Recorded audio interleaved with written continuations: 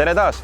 Oleme omadega Soomes, Turku messikeskuse platsil, kus toimub siis Nets Drifti ehk siis Põhja-Euroopa meistrivõistluste teine etapp.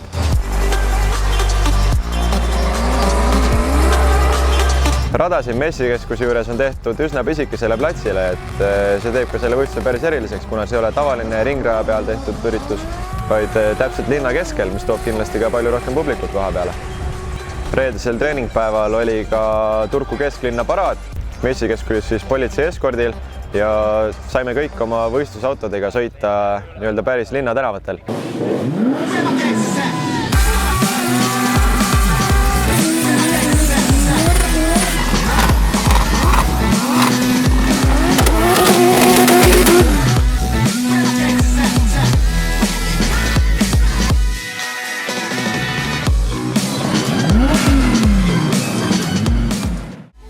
Praeguseks on nüüd kvalifikatsioonid meil siin läbi saanud.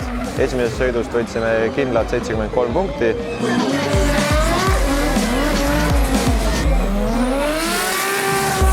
Olles võtnud esimesest sõidust kindlad punktid, saime teises sõidus juba minna natukene agressiivsemalt peale ja võtsime 85 punkti. 85 punkti kvalifikatsioonist tagas kindla edasipääsu top 32-st otse top 16-sse. Ja top 16 on meie esimene vastane Randar Kajo.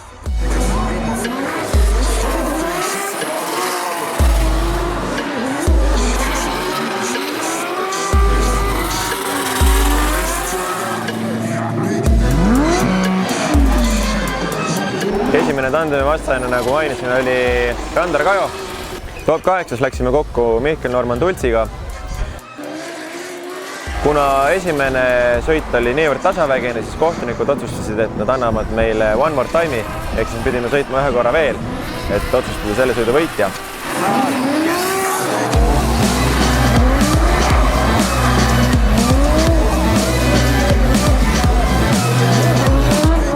One more time'ist liikusime edasi top 4.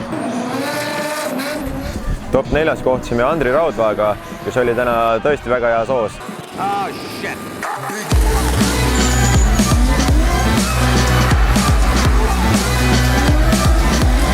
Ning kohtunike otsusel läksime finaali meie. Finaalis ootas meid valitsev Soome meister Lauri Heinonen. Heinoneniga panime maha finaalis kõva show ja tore oli vaadata kogu rahvast, kes meile kõvasti kaasa elas.